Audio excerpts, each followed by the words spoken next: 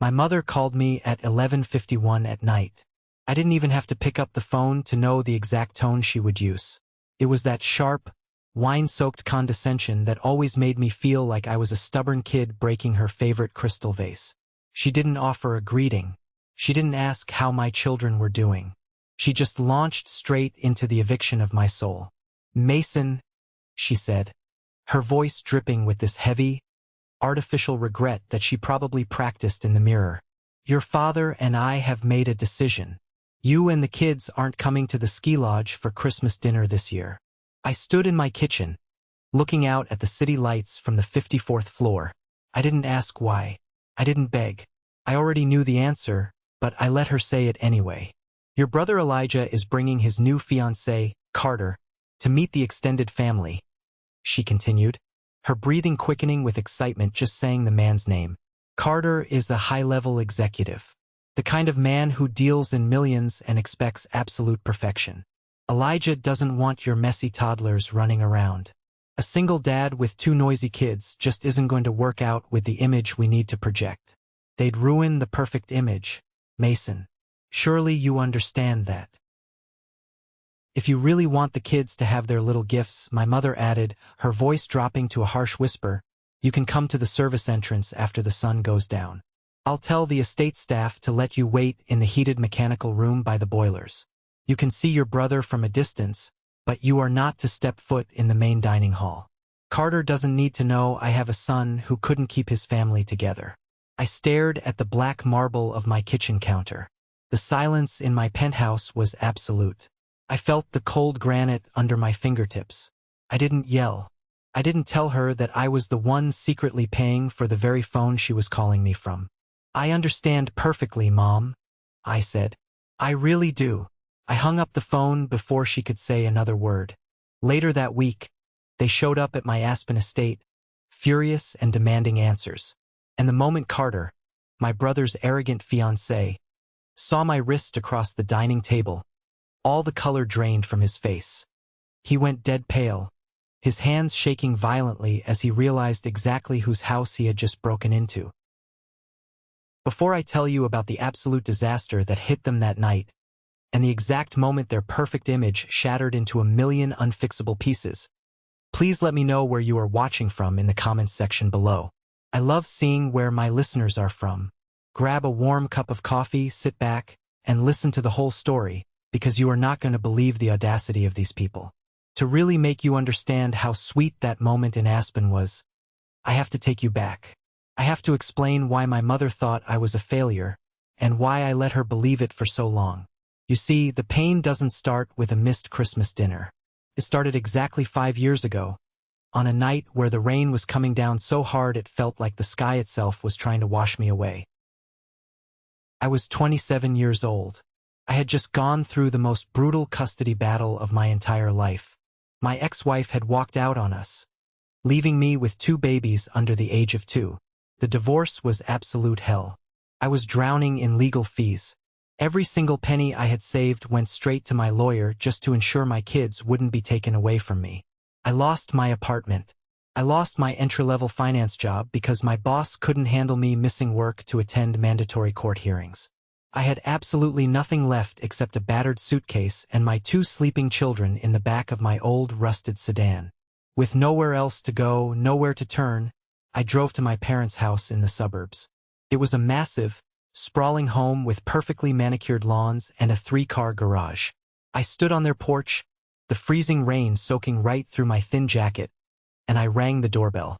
My hands were shaking from the cold and the sheer exhaustion. My mother opened the door. She didn't look at my pale, exhausted face. She didn't look out at the car where her grandchildren were sleeping. She looked straight down at the cheap, wet suitcase sitting by my boots. Her face immediately tightened into a scowl. My brother Elijah stepped up behind her. He was 25 at the time, freshly graduated, wearing a ridiculously expensive cashmere sweater my parents had bought him to celebrate his new low-level marketing promotion. He crossed his arms, leaned against the doorframe, and smirked at me like I was a beggar off the street. "You can't stay here, Mason," my mother said, her voice entirely flat. We have guests coming this weekend for Elijah's promotion party. A son showing up with baggage and 2 crying babies doesn't fit the family brand. You're a failed investment, Mason. You made your bed. Now figure it out somewhere else. She closed the heavy oak door right in my face. The click of the deadbolt locking was the loudest sound I had ever heard in my life. I stood there in the freezing rain, water dripping down my face, and I made a silent promise to myself right then and there. I would never, ever be at the mercy of these people again. The next 5 years were a masterclass in sheer, unrelenting survival. I didn't just survive that rainy night. I let it fuel a fire inside me that burned hotter than anything my family could ever comprehend. I managed to rent a tiny, cramped 1-bedroom apartment on the wrong side of the tracks. The floorboards creaked so loud I had to memorize exactly where to step so I wouldn't wake the kids when I was pacing at night. I hired a young guy named Luke, a college student studying early childhood education, to watch my kids during the day. He was a godsend. While Luke watched my babies, I went to war with the world. I started taking freelance financial consulting gigs online. I worked 18-hour days every single day. I drank cheap, bitter coffee until my stomach physically burned. I would rock my daughter to sleep with one arm and type up massive risk assessment portfolios with the other. People think real wealth is built in shiny boardrooms with catered lunches. It's not. It's built at 3 a.m. at a cheap, wobbly folding table while the rest of the world is sleeping. That's when I met Matthew. He was an older, seasoned investor who had been burned badly by the big Wall Street firms. He saw something in my aggressive, no-nonsense approach to market analysis. We partnered up. We started buying up distressed assets, restructuring them, and flipping them quietly. We didn't want our names in the flashy financial papers. We wanted the raw power, not the fame. Within 3 years, we had formed Apex Holdings, a private equity juggernaut that moved quietly through the financial market like a ghost. By the time I was 32, I wasn't just wealthy. I was the chief executive officer and majority shareholder of an absolute empire. I owned a 54th-floor penthouse that looked down on the city. I had a private Gulfstream jet. My children were enrolled in the best private schools in the state, and Luke was now my full-time, highly paid estate manager. But my family didn't know a single detail about this. To them, I was still the miserable failure who got locked out in the rain. I intentionally kept my name off all public corporate registries. I drove a modest, 5-year-old sedan whenever I had to see them, which was rare. I wore plain, unbranded clothes. I played the part they desperately wanted me to play because I wanted to see exactly who they really were when they thought they held all the cards. And who they were was exactly who they had always been: greedy, superficial, and deeply flawed. About 3 years into my massive success, the harsh reality of my parents' reckless spending finally caught up with them. My father's business went bankrupt. That sprawling suburban house they loved so much was aggressively foreclosed on by the bank. They had absolutely nothing. Elijah, of course, was too busy pretending to be a wealthy big shot on social media to lift a finger to help them. He was living entirely on maxed-out credit cards, trying desperately to keep up appearances with his new upper-class friends. So, through a heavily layered dummy corporation, I rented a luxury high-rise apartment in the city. I paid the exorbitant $8,000 a month rent in full, completely anonymously, and had a fake property manager tell my mother she had won a highly exclusive subsidized housing lottery for distressed seniors. I paid for their electricity, their high-speed internet, their premium cable packages, everything. I did it because, despite everything, they were still my parents. I thought maybe losing everything would finally humble them. I thought maybe, just maybe, they would appreciate the quiet safety net. I was dead wrong. Whenever I visited them in that beautiful apartment, my mother would do nothing but complain. She hated the color of the imported marble in the kitchen. She complained that the building's concierge was too slow and disrespectful. She would look at me, sitting there in my plain clothes, and sigh heavily. "If you had just applied yourself, Mason," she would say, sipping expensive tea paid for entirely by my hidden money, "you could have provided a place like this for us. Instead, we have to rely on government charity while you still struggle to feed those kids of yours on whatever pathetic salary you make." My father would just sit there in his recliner, staring at the TV, offering no defense for me. I would just smile, nod, and take a sip of water. I never said a word. I let her live completely in her grand delusion. Let her think I was nothing. But the final straw, the exact moment the last remaining thread of my loyalty violently snapped, happened just 2 months before that infamous Christmas phone call. I was sitting in my massive corner office at Apex Holdings. The glass walls offered a breathtaking panoramic view of the entire city skyline. Matthew, my business partner and closest friend, walked in holding a thick, red confidential folder. He didn't look happy. In fact, he looked furious. He set it down heavily on my mahogany desk. "Mason," Matthew said, his voice grim and low. "Our forensic accounting department flagged something major on the personal trust accounts you set up for the kids." I frowned. I had set up an ironclad college fund for my 2 children, heavily guarded, but legally requiring a secondary family trustee just in case something tragic happened to me. I had foolishly put my mother's name down years ago, thinking it was just a standard legal formality.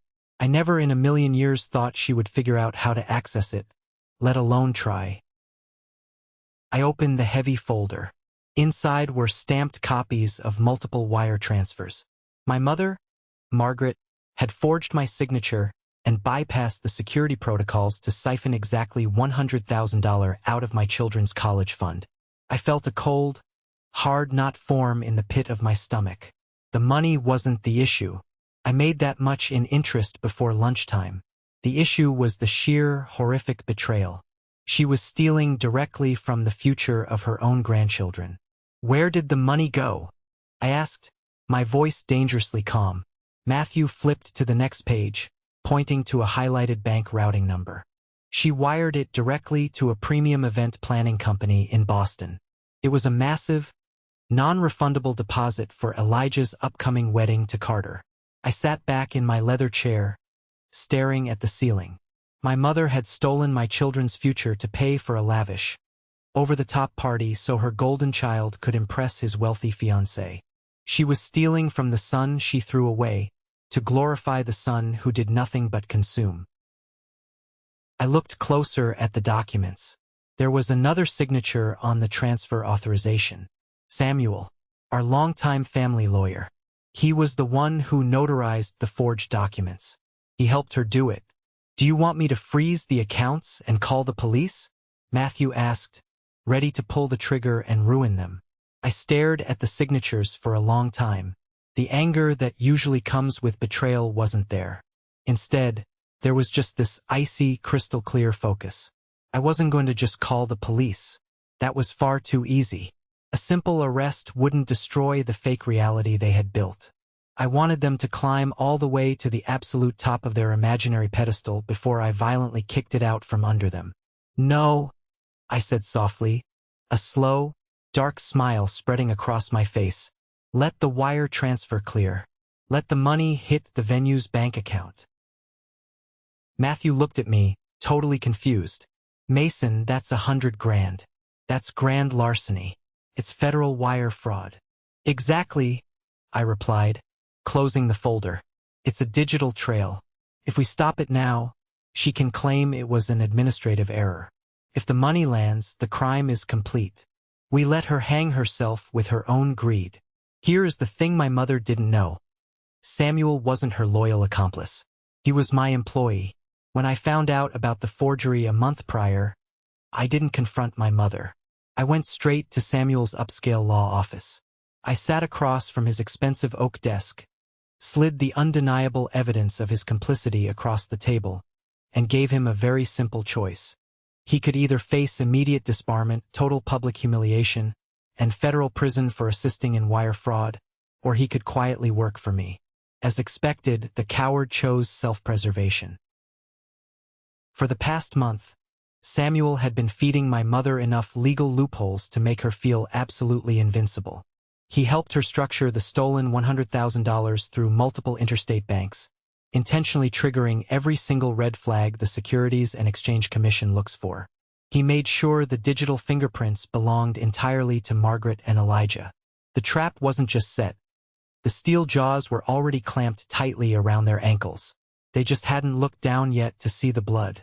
On the night of that phone call, the night she told me I was banned from Christmas because my children were an embarrassment to Carter's perfect image, I walked over to the massive floor-to-ceiling windows of my penthouse.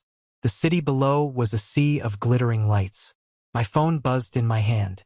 It was a text message from a blocked number, but I knew exactly who it was from. The message read, "The secondary wire transfers are complete. The SEC bait is set. I'm sorry it had to come to this, Mason." It was from Samuel. The federal trap was officially armed. When I read that text, I didn't feel sad. I didn't feel rejected by my family. I felt completely, utterly free. The massive debt of blood and obligation was officially canceled. I put my phone in my pocket and walked over to the kitchen island. I picked up my tablet and opened the Savant home automation app. It was the master control for the luxury apartment I had been secretly paying for all these years. My mother had just told me I wasn't fit to sit at her table. She told me my children were a stain on her family image. She told me to go stand by the boilers like a stray dog. I looked at the glowing screen. I tapped the icon labeled Margaret Residence. With one deliberate, satisfying swipe of my finger, I revoked all guest privileges. I shut down the high-speed Wi-Fi network instantly. I canceled the premium cable packages she loved to watch all day. I disabled the smart thermostats, ensuring the brutal winter chill would quickly seep into the walls of the apartment. And finally, the most important part, I changed the digital lock codes on the heavy front door. I left her in the dark. In a freezing apartment she could no longer enter or exit freely, exactly where she wanted to keep me all those years ago. Let her experience the cold. The very next morning, while my mother was undoubtedly screaming at the building superintendent trying to figure out why her perfect life had just been shut off like a light switch, I was sitting in the plush leather seat of my private Gulfstream jet. We were 30,000 feet in the air, flying straight toward the snow-capped peaks of the Rockies. Matthew sat across from me, sliding a thick, heavy dossier across the mahogany table. "The Vanguard financial acquisition is completely finalized," Matthew said, tapping the cover of the file. $120 million. We own them lock, stock, and barrel as of 8 a.m. this morning. I opened the folder. Vanguard Financial was a massive asset management firm that had been struggling with bad leadership and bloated expenses for years. Apex Holdings had been quietly buying up their debt, backing them into a corner until a hostile takeover was their only option for survival. But that wasn't why I bought them. I didn't care about their portfolio. I bought them specifically for the man listed on page 4 of the executive summary. I stared down at the glossy corporate headshot of Carter, Elijah's fiancé, the man whose perfect image my children would supposedly ruin. He was a senior director of client relations at Vanguard. According to the highly detailed file, he was vastly underqualified, wildly overpaid, and had a nasty habit of using company funds to rent luxury properties to impress his personal guests. "He's middle management disguised as royalty," Matthew noted, following my gaze to the photo. "He's heavily in debt, Mason. He leased that flashy sports car he drives. He financed the engagement ring he gave your brother. He even has a secondary mortgage he's defaulting on. The guy is a walking house of cards. And my idiot brother thinks he's marrying a billionaire," I said, a dry, humorless laugh escaping my throat. "They really are a match made in heaven. Two parasites feeding off an illusion." We landed in Aspen a few hours later. The brutal cold mountain air hit my face like a wall as I stepped off the jet. A sleek, armored black SUV was waiting on the tarmac to take me directly to Obsidian Peak. Obsidian Peak wasn't just some rented ski lodge. It was my personal estate. It was a sprawling, 20,000 square foot architectural masterpiece made of black stone, reinforced steel, and massive panes of glass, built directly into the side of the mountain. It had a 30-foot heated marble foyer, a private chef's kitchen, an indoor pool, and a dining room that completely overlooked the valley. It was a fortress of absolute, unapologetic luxury. I arrived at the house, greeted by Joseph, my head butler and estate manager. Joseph was a distinguished older man who managed the property with strict military precision. "Welcome home, Mr. Mason," Joseph said, politely taking my heavy winter coat. "The house is fully prepped. Your security team, led by John, is stationed out of sight in the lower guest wing. However, we have a slight anomaly at the perimeter." Joseph handed me an iPad displaying the live high-definition feed from the front gate security cameras. A rented, mid-tier SUV was aggressively honking its horn at my massive wrought iron gates. Inside the car, I could clearly see my mother in the passenger seat, my father driving, and Elijah and Carter in the back. I raised an eyebrow, staring at the screen. How on earth did they find this exact place? "It appears Mr. Carter accessed the Vanguard Corporate Perks registry right before our acquisition lockout initiated," Joseph explained calmly. "He essentially stole the master key code for this property. He has logged it in his personal itinerary as a company retreat to impress his future in-laws. I had to hand it to him. The sheer, blinding audacity was almost impressive. Carter, a mid-level director drowning in debt, had stolen the access codes to his new boss's private multimillion-dollar estate to pretend he owned it for Christmas. I remembered what a mutual friend, Wyatt, had texted me a few days ago. Wyatt was a guy I grew up with, someone who deeply envied my success. Wyatt knew I owned massive property in Aspen. He had maliciously slipped the location to Elijah, hoping my loud, obnoxious family would crash my quiet holiday. Wyatt was a snake, but right now his betrayal was playing perfectly into my hands. "Sir, shall I have John and the security team escort them off the mountain immediately?" Joseph asked, his finger hovering over the radio comms button. "No," I said softly, my eyes fixed intently on the camera feed. I watched my mother shivering in her cheap faux fur coat as Carter aggressively punched the stolen code into the keypad. The light blinked green. The massive gates slowly swung open. "Let them in, Joseph," I instructed, handing the iPad back to him. "Instruct all the staff to completely disappear. No one is to be seen. I will handle our guests personally." Joseph bowed slightly. "As you wish, sir." I walked into the staff quarters, opened the supply closet, and pulled out a simple, black cashmere service apron. I tied it tightly around my waist, over my plain sweater. I checked my reflection in the polished steel of the kitchen refrigerator. I didn't look like a billionaire CEO. I looked exactly like the pathetic failure they expected me to be. I looked like the hired help. I walked out into the grand foyer and stood silently by the massive interior oak doors, waiting for the storm to blow inside. The heavy oak doors of Obsidian Peak swung open with a violent rush of freezing wind. Snow swirled across the heated black marble floor of the magnificent foyer. My mother, Margaret, stomped inside first, violently shaking the snow off her coat like a wet dog. My father, Robert, followed meekly behind her, sweating as he carried 3 heavy designer knockoff suitcases.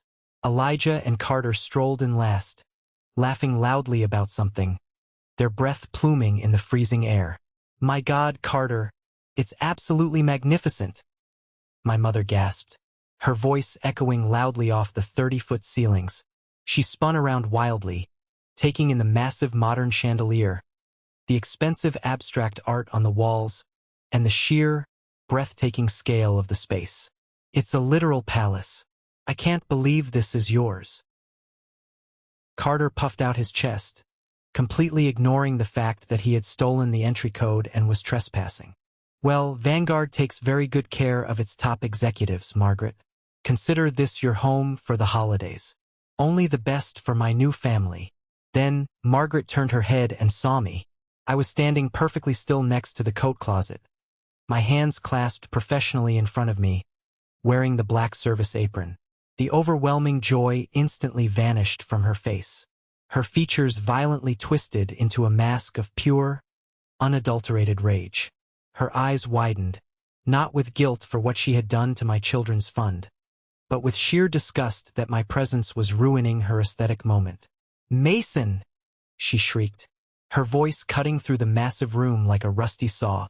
"What in the hell are you doing here?" She didn't wait for an answer. She marched furiously across the heated marble floor, her heels clicking aggressively. When she reached me, she didn't hesitate for a second. She raised her hand and slapped me hard across the face. The sound cracked like a whip in the cavernous foyer. My head snapped violently to the side. I tasted the sharp, metallic tang of copper in my mouth where my teeth bit into my inner cheek. I didn't flinch. I didn't raise my hands to defend myself.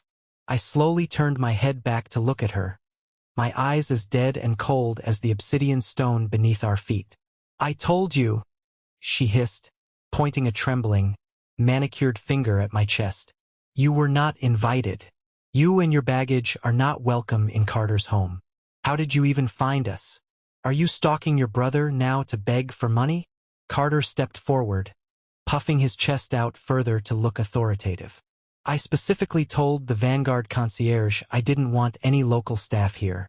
I hired a private cleaning crew to prep the house, but I didn't think they'd hire a charity case. Get out of the foyer and get to the kitchen right now. You don't stand in the entryway of a property like this. You look ridiculous." I caught Carter's eye for a split second. He was trying to act tough in front of his future in-laws, but I saw the slight, unmistakable tremor in his right hand. He was absolutely terrified that the Real owner might show up and discover his trespassing. He had no idea the real owner was the man he just ordered into the kitchen. I smoothed down my apron calmly. "I apologize for the intrusion, sir," I said, my voice perfectly flat, entirely devoid of emotion. "I will prepare the dining room for your evening meal." I turned on my heel and walked down the long, quiet hallway toward the kitchen. I could hear Elijah laughing cruelly behind me. "God, he's pathetic," Elijah sneered. 32 years old and still carrying bags and wearing aprons. It's embarrassing to even share a last name with him. "Some people are just born to serve, Elijah," my mother replied, her tone dripping with intense satisfaction. "It's a complete lack of ambition. Mason always preferred the dirt to the gold." I walked into the massive chef's kitchen and closed the door softly. I wiped the small drop of blood from the corner of my mouth. I wasn't angry. Anger is a hot, uncontrolled, messy emotion. What I felt was absolute, freezing clarity. They were walking blindly into a wood chipper, and they were complaining about the noise. An hour later, the dinner in the formal dining room of Obsidian Peak was a masterclass in absolute delusion. The dining table was a massive slab of polished mahogany that seated 20 people comfortably. Carter naturally took the head of the table like a king. He was pouring generous glasses of my personal, 50-year-old single malt scotch, swirling it arrogantly in the crystal tumbler. Elijah leaned into him, his eyes glittering with a predatory kind of triumph, completely oblivious to the massive financial ruin looming over his entire family. My parents sat across from them, acting like the royal monarchs of a castle they had absolutely no right to be in. They looked so pleased with themselves, so completely detached from reality. I brought out the first course, a delicate Wagyu beef carpaccio that my private chef had prepped before leaving for the night. I moved silently around the table, pouring wine, clearing small plates, playing the perfect, invisible servant. Carter took a bite and loudly, obnoxiously chewed. "So, Mason," he said, not even bothering to look up at me. "Elijah tells me you struggled heavily with child custody a few years back. Nasty business, divorce. Good thing you don't have the kids with you tonight. This environment is for adults who actually understand wealth." He took a large gulp of my expensive scotch. "You know, with my new promotion and my executive salary, I could probably pull some strings. Get you a job in the mailroom at Vanguard. Give you a chance to earn a real paycheck instead of relying on leftover tips." "That's incredibly generous of you, Carter," my mother chimed in eagerly, glaring at me. "You should say thank you, Mason. Carter is offering you a literal lifeline out of poverty." I stepped behind Elijah's chair with a heavy bottle of vintage, $5,000 red wine to refill his glass. "I don't know, Mom," Elijah mocked, his voice a sharp, nasal whine that grated on my nerves. "I don't think Mason has the brain capacity for a real corporate office. Look at him. Imagine being in your 30s and still pouring drinks for people who actually made something of themselves. It must be so exhausting to have a life that's nothing but failure and regret. I leaned over slightly to pour the wine. My movements were slow, incredibly precise, and completely steady. I didn't let a single drop spill. Suddenly, Elijah jerked his elbow backward with a violent, practiced motion. He slammed his arm directly into my wrist on purpose. The heavy crystal wine glass tipped over immediately. A dark, crimson wave of $5,000 vintage red wine cascaded off the mahogany table and splashed directly onto the front of my white shirt and my black cashmere apron. The deep stain spread instantly, looking like a massive, bleeding wound across my chest. The sound of the heavy glass hitting the solid wood table was like a gunshot in the quiet room. Elijah gasped, letting out a fake, high-pitched sound of absolute shock. "Oh my God! You clumsy idiot! Look what you did! You got it all over the table. You're completely incompetent." My father just shook his head in pure disgust. My mother didn't even flinch.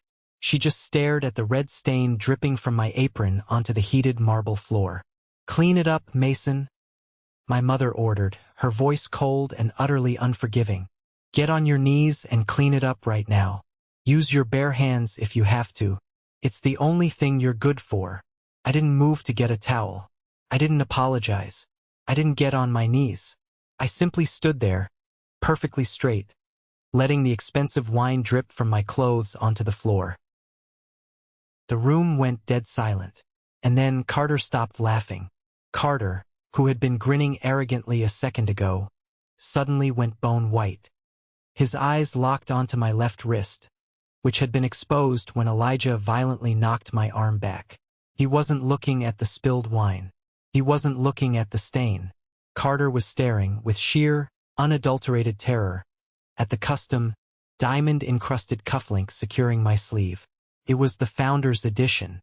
There were only 5 of them in existence, and they were exclusively worn by the board members of Apex Holdings, the massive company that had just bought his entire life.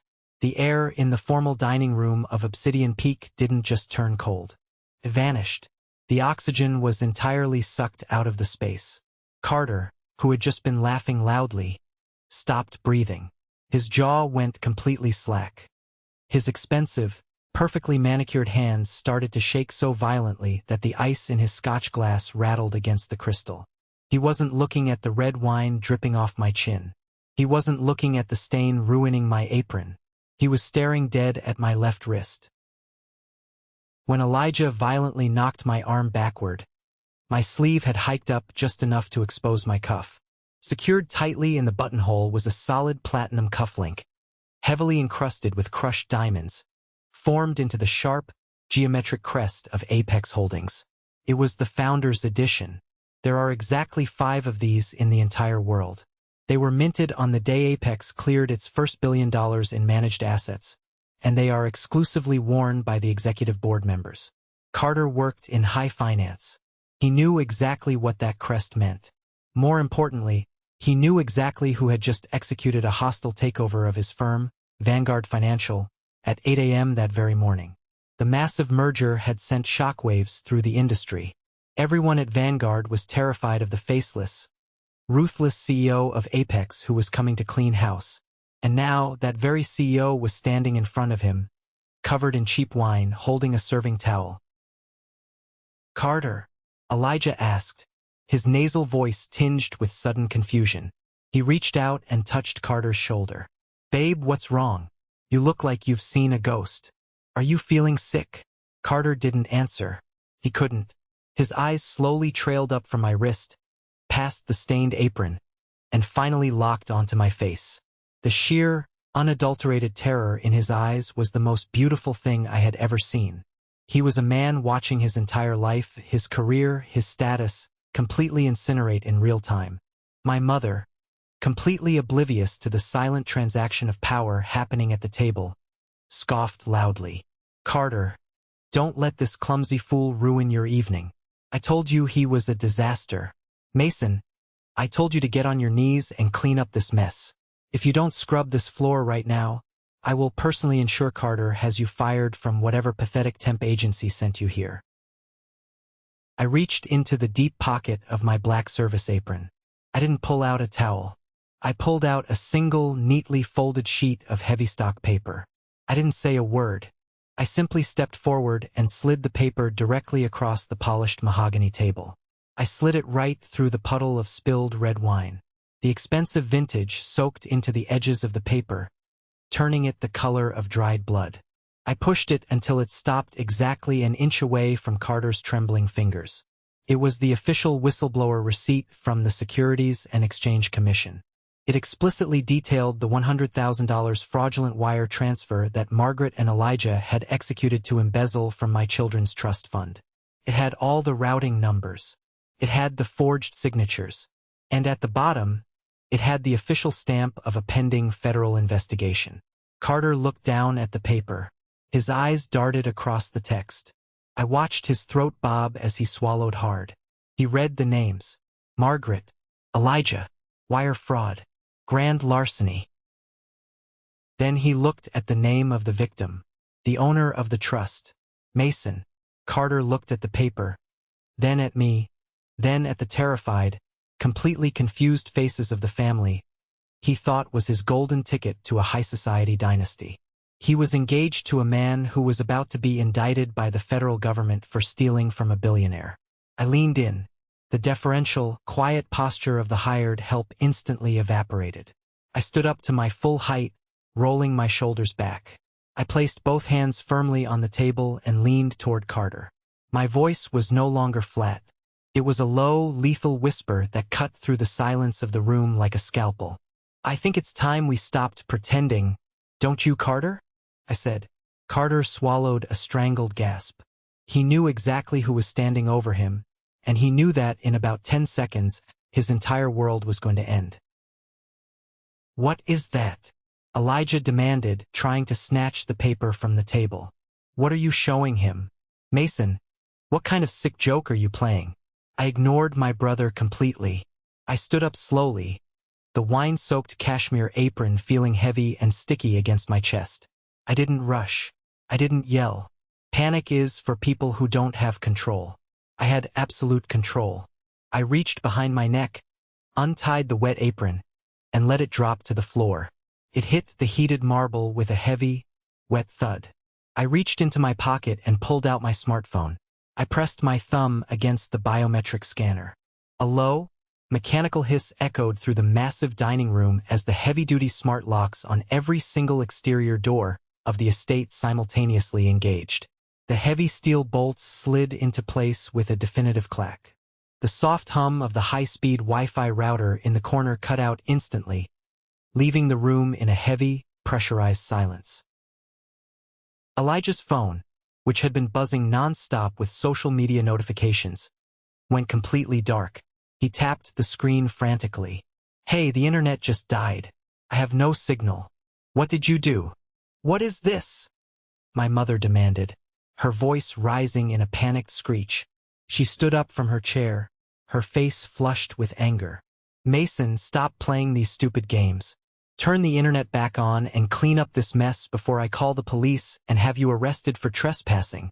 I finally looked directly at her. You aren't calling anyone, Mom. And you certainly aren't calling the police. They are already on their way. But they aren't coming for me. With a quick flick of my wrist, I mirrored my phone's display to the massive, 100-inch gallery screen mounted on the far wall of the dining room. The screen didn't show lovely family vacation photos. It lit up the room with cold, hard reality. The massive display showed two side-by-side documents. On the left was the massive red-stamped audit from the Securities and Exchange Commission detailing the wire fraud. On the right was the official acquisition contract between Apex Holdings and Vanguard Financial, complete with my bold signature at the very bottom as the sole purchasing authority. Elijah squinted at the screen, his brain struggling to comprehend the complex legal jargon.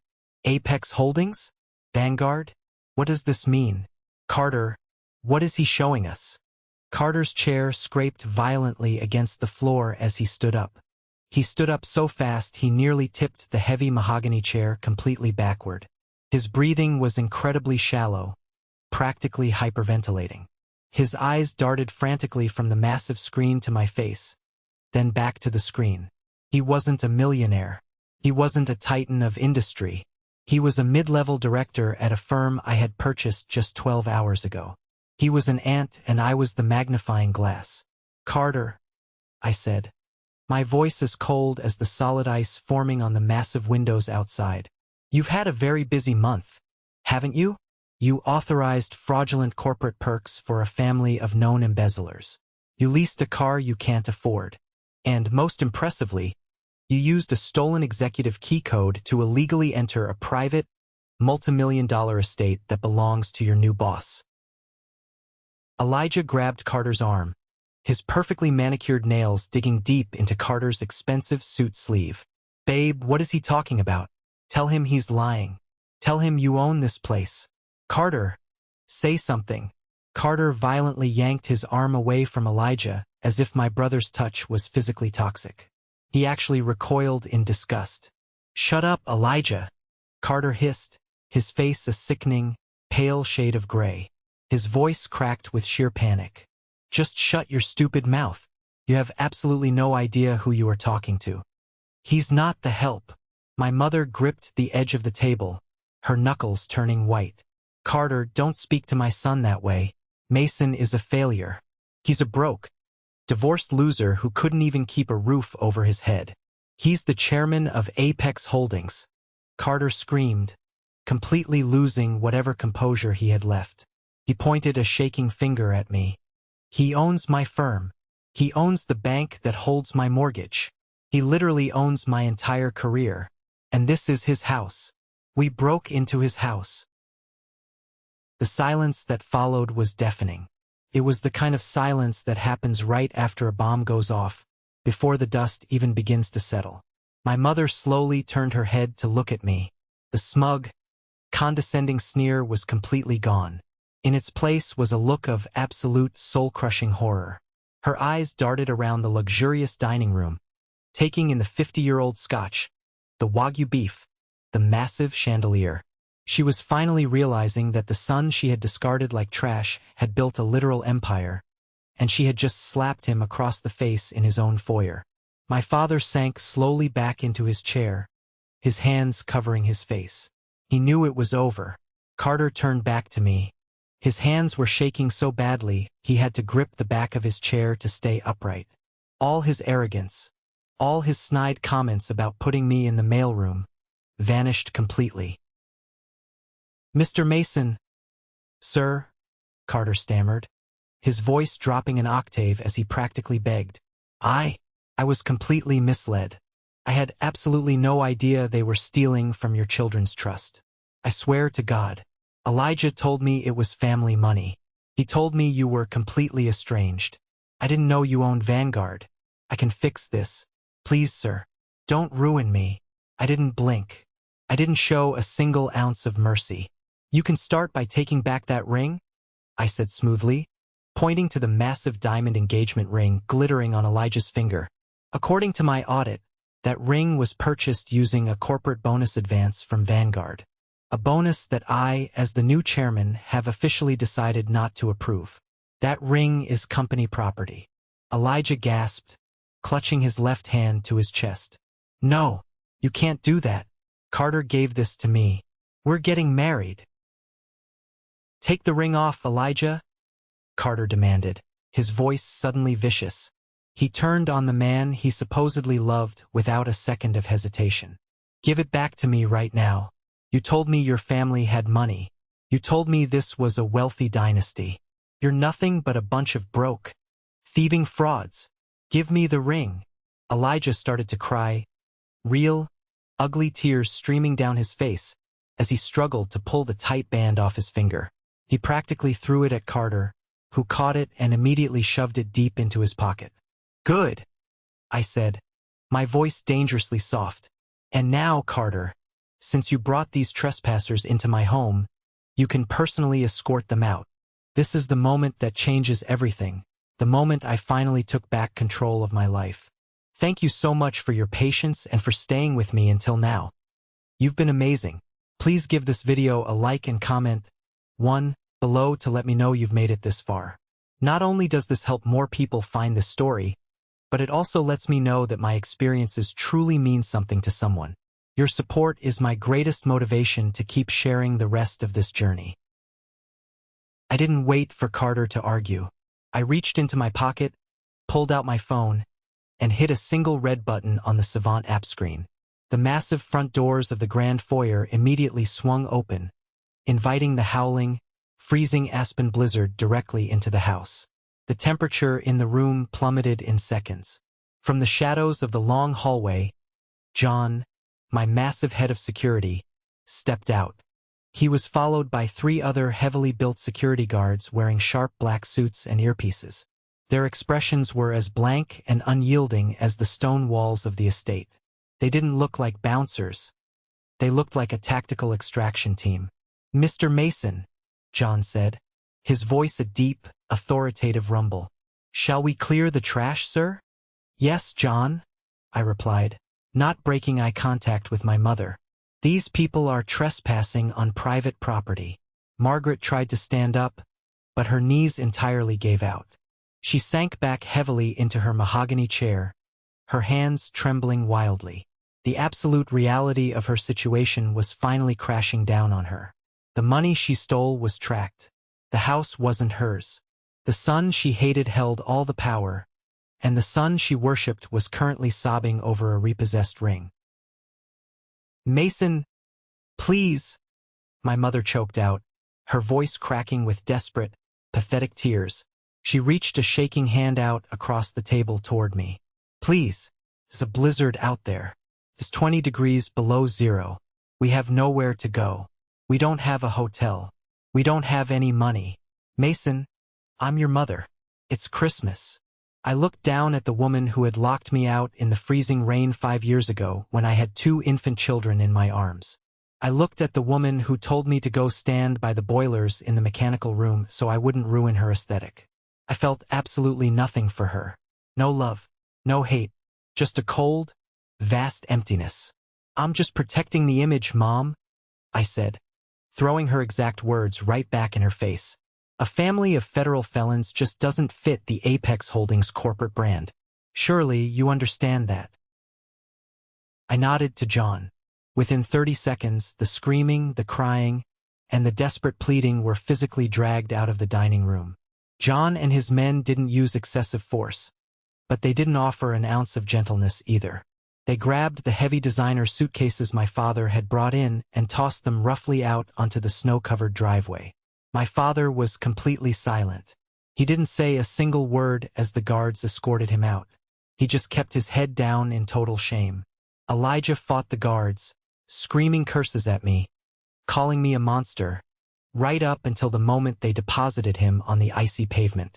Carter practically ran out the door on his own, clutching his Vanguard access badge like a pathetic lifeline, desperately hoping I wouldn't call the police on him for breaking and entering. He sprinted past my mother, completely abandoning his future in-laws to fend for themselves in the snow. I walked slowly out to the grand foyer. I stood in the doorway, the freezing mountain wind biting at my face, and I watched them. I watched my mother shivering in her cheap coat. I watched my brother crying over his lost status. I watched them stumble through the heavy snow down the long, winding driveway of Obsidian Peak, swallowed entirely by the shadows of the storm. I hit the button on the wall panel. The massive oak doors swung shut, sealing perfectly. The heavy deadbolts engaged with a satisfying final click. The howling of the wind was instantly cut off. The house was finally quiet. I stood in the massive, luxurious foyer entirely alone. The air inside the estate felt completely different. Felt lighter. Felt clean. The toxic, suffocating weight that had been pressing down on my chest for 32 years was completely gone. The storm raging outside Obsidian Peak wasn't just weather. It was a massive, violent cleaning crew, washing away the last remnants of a family that never deserved me. Fan 7, Subpart 7.1. Ban tin sang ham sao va ban on so tu sap viet. 1202. By the time the sun actually rose on December 26th, The local news cycle was absolutely buzzing. The headline wasn't about a lavish high society Christmas party in Boston. It wasn't about Elijah's glamorous wedding. It was all about the massive Aspen embezzlement scandal. My mother and brother didn't spend the rest of their Christmas night in a warm motel. With no money, no credit cards, and a massive storm trapping them in town, they were eventually picked up by the local police for loitering inside a closed gas station. But that was just the beginning. The Securities and Exchange Commission doesn't take time off for the holidays. By the end of January, the federal indictments were officially unsealed. The trial was brief and incredibly brutal. I didn't even have to testify. The digital trail Samuel had helped them create was so damning, so flawlessly documented, that their own defense attorney practically begged them to take a plea deal. They refused, completely blinded by their own delusion, thinking they could charm their way out of federal fraud. The judge assigned to their case was Judge Gray.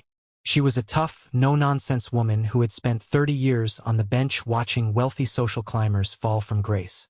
She didn't care about my mother's aesthetic. She didn't care about Elijah's social media following. All she cared about was the fact that a grandmother had forged documents to steal $100,000 from the educational trust of 2 innocent toddlers. When it came time for sentencing, Judge Gray looked down at my mother with absolute disgust. "Margaret," Judge Gray said, her voice echoing in the quiet courtroom, "you have shown zero remorse. You stole from your own blood to fund a lifestyle of pure vanity. You are a predator cloaked in expensive clothing." Margaret was sentenced to 6 years in a state penitentiary facility. Elijah, because of his direct involvement and his complete lack of cooperation, received a 4-year sentence for his role in the criminal conspiracy. On top of the prison time, the court ordered a total financial restitution of $142,000. Every single penny they had stolen from the trust, plus all the extensive legal fees I had racked up having my firm hunt them down. My parents' remaining meager assets were entirely liquidated. My father, thoroughly disgraced and broken, had to move into a tiny, run-down assisted living facility on the outskirts of the city. The social fallout from the trial was even more lethal than the legal one. The wealthy friends my mother had spent decades trying so desperately to impress didn't send heartfelt letters of support. They didn't start a defense fund. They blocked her phone number and deleted her from their social media before her first mugshot even went viral on the local news networks. Carter didn't fare much better in the aftermath. The morning after the Aspen disaster, I officially took my seat as chairman at Vanguard Financial. My very first executive action was to call Carter into the main boardroom. I didn't yell. I didn't gloat. I simply handed him his immediate termination papers, citing severe ethics violations and unauthorized use of company assets. His professional reputation in the high finance world was completely incinerated overnight. No reputable firm in the entire country wants to hire a director who gets scammed by a family of frauds and breaks into his boss's house. Last I heard through the industry grapevine, Carter is currently working a miserable, mid-level analyst job in a small, depressing city where absolutely nobody knows his name. He lives in a tiny studio apartment that costs less in rent than the luxury watch I used to let him wear. And Wyatt, the supposed friend who leaked the location of my Aspen estate? I didn't sue him. I didn't confront him. I simply used my influence to quietly ensure he was blacklisted from every exclusive country club, investment circle, and high society event in the state. He wanted to play games with the elite, so I permanently revoked his invitation. He is completely isolated, left to rot in his own jealousy. About 3 months after the sentencing, I received a thick manila envelope in the mail. The return address was the minimum security state correctional facility where my mother was currently being held. I sat at my massive desk in the penthouse, looking at her handwriting. I opened the envelope. Inside were 8 pages of lined paper, covered edge to edge in the exact same toxic poison she had always spewed. "Mason, I'm still your mother," she wrote in the very first paragraph. "I did all of this to give our family a future. You are the one who destroyed us. You set us up. You are a terrible son." I stopped reading. I didn't read the second page. I didn't even scan the rest of the letter. 5 years ago, A letter like that would have completely broken me. I would have spent days agonizing over it, wondering what I did wrong, wondering how I could fix it. But sitting there, looking at those desperate, manipulative words, I felt absolutely nothing. No anger, no familiar tightening in my chest, just a wave of pure, unadulterated indifference. I took the 8 pages, walked over to the heavy-duty industrial shredder next to my desk, and dropped them straight into the slot. The mechanical hum of the machine violently destroying her words was the only reply she was ever going to get from me. I realized right then that the opposite of love isn't hate. Hate takes energy. Hate requires you to care. The opposite of love is silence. That night, my chosen family gathered at my penthouse. The massive dining table was empty. Instead, we were all sitting comfortably on the plush living room rug. My brilliant assistant Matthew was there, laughing loudly. John, my giant head of security, was sitting cross-legged, trying to fold a tiny paper airplane. Luke, the loyal nanny who had helped me raise my kids when I had absolutely nothing to my name, was busy handing out slices of pepperoni pizza. And my 2 children, safe, happy, and completely oblivious to the darkness of the world, were busy building a massive fort out of designer moving boxes in the corner of the room. We didn't talk about stock portfolios. We didn't talk about corporate image. We didn't talk about the people sitting in prison cells. We just ate pizza on the floor and enjoyed the warmth of the room. For the first time in my entire life, my home didn't feel like a cold, rigid showroom designed to impress strangers. It felt like a true sanctuary. I want you to look closely at this situation for a second. I'm Mason. I am 32 years old, and I am finally completely free. People told me for years that blood is thicker than water. They use that phrase constantly to trap you, to make you feel guilty for walking away from toxic abuse. But they always conveniently forget the rest of the actual quote. The blood of the covenant is thicker than the water of the womb. The family you actively choose, the people who stand by you when you are standing in the freezing rain with a broken suitcase, those are your real family. You are absolutely allowed to walk away from people who hurt you, even if you share a last name.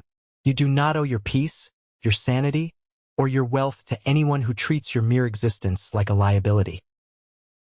Setting a boundary isn't an act of war. It is an act of essential self-preservation. If you are sitting at a table where you constantly have to shrink yourself down just to fit in, stand up and leave. Go build your own table. Build a massive empire if you have to. But never, ever let someone make you feel small in a house that you paid for with your own strength. Thank you for sticking around and listening to my story. It's not easy opening up about the darkest moments of my past, but sharing it with all of you makes the burden feel so much lighter. I hope this resonated with you in some way, especially if you've ever felt like the black sheep of your own family. Have you ever found yourself in a similar situation? Have you ever had to completely cut ties with a toxic family member to save your own sanity? I want to read your stories. Drop down into the comments right now and tell me about the boundaries you've had to set. We can all learn from each other's strength. Now for a special request.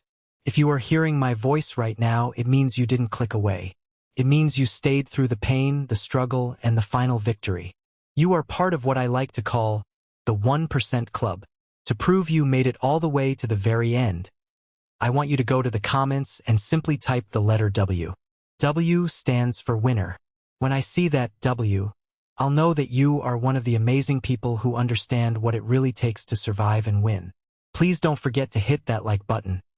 It really helps push this story out to people who might desperately need to hear it today. And if you want to join our growing community of winners, hit follow. I have so many more stories to share, and I'd love for you to be here for the next one. Stay strong, protect your peace, and I will see you in the next video.